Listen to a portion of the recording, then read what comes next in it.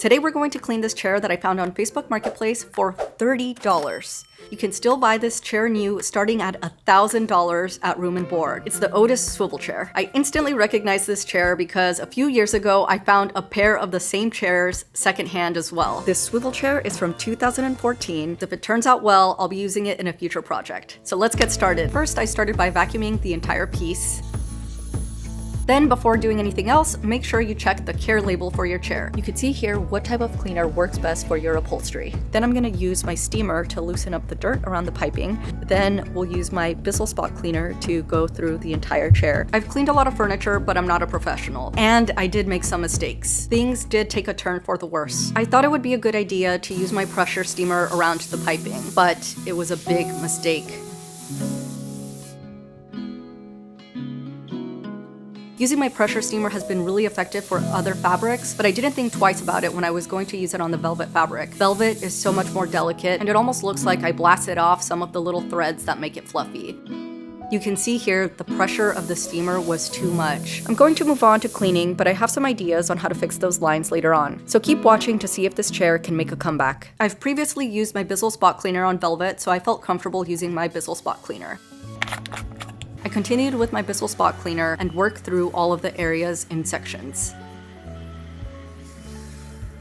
Velvet has a nap. I found that cleaning out the dirt was more effective going in different directions, but making sure that the fabric was really saturated when doing so. But then when I used the Bissell suction, I went in the same direction so that things would dry consistently. If you don't go in the same direction when using the suction feature, I think it could leave the velvet fabric looking splotchy because the nap will dry in different directions.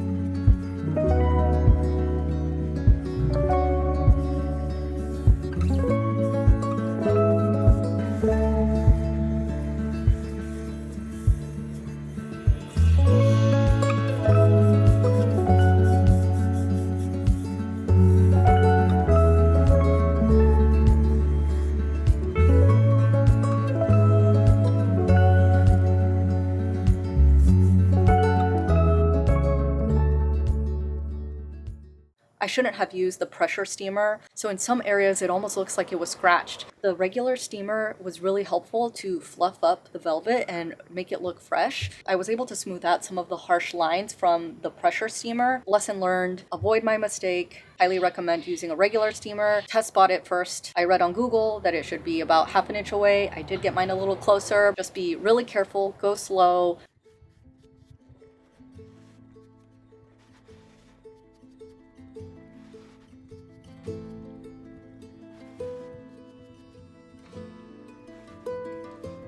It did end up diffusing those harsh lines, but they didn't fully go away. So there are definitely a handful of areas where this is visible.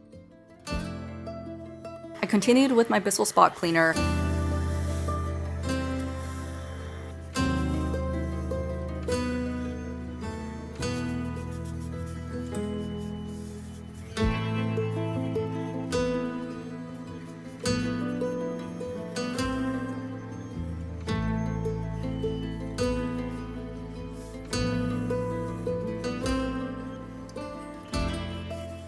I refilled my Bissell spot cleaner 3 times, so right now it's going to be the 4th time, and I still have to do the rest of this back side. I have to do all of the front and the entire cushion, so still a ways to go. I ran out of the Bissell formula, so I had to run to the store to go pick up some more. It's dark now, so we're going to continue working on this inside. Sorry the lighting isn't great, but I'll make sure to show you how it all turns out in the daylight. As it's been drying, I have been able to see some areas where I could do another pass, so let's keep working on that. Right now, I'm going to keep focusing on this side.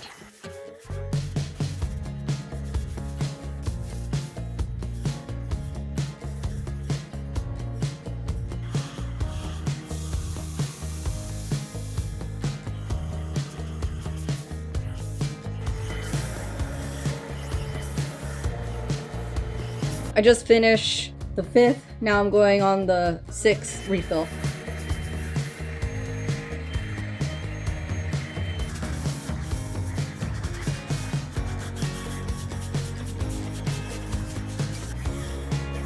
If you're enjoying this video, please give it a thumbs up and consider subscribing if you'd like to see more. Let's take a look at the chair before we started and then see how it turned out. What do you think? Was this chair able to make a comeback?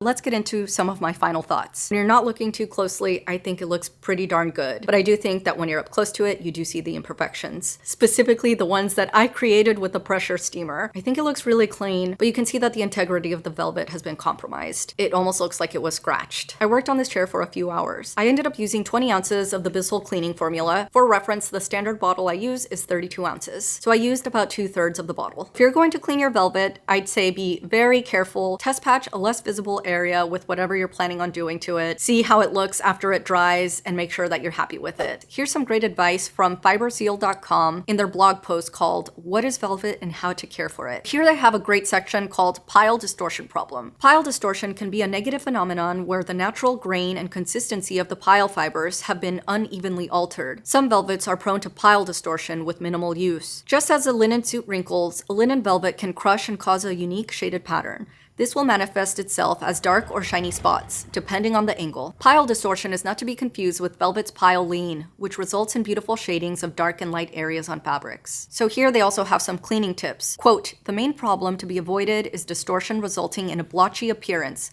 uneven napping, or flattening of the pile surface of the velvet. The methods used to clean the velvet should match its delicacy." They have a section called What is Velvet? Quote, "Velvet is a type of woven tufted fabric that can be made up of a number of fibers and blends. Cotton, rayon, and silk are prominent among high-end velvet fabrics. Other fibers include mohair, linen, and synthetics. We see velvet on home and office upholstery, draperies, and other decor. When cared for properly, most velvet fabrics are durable and age well, which is proven by the resale value of antique velvets." End quote. It's been a challenge managing the furniture that my cat chooses to scratch. Velvet has been one I've had success with and him not being interested in. If you want to learn more about how I cleaned and bought all of our chairs and sofas secondhand, check out this playlist next. This week, I had the pleasure of meeting one of you all. Thanks for saying hi, that was really cool. To all of you, thank you so much for watching. I hope you enjoyed this video. I will see you all at the next one. If you'd like to check out the products I used in this video, I included the links below. Some of those might be affiliate links, which allows me to earn a small commission at no additional cost to you and help support this channel.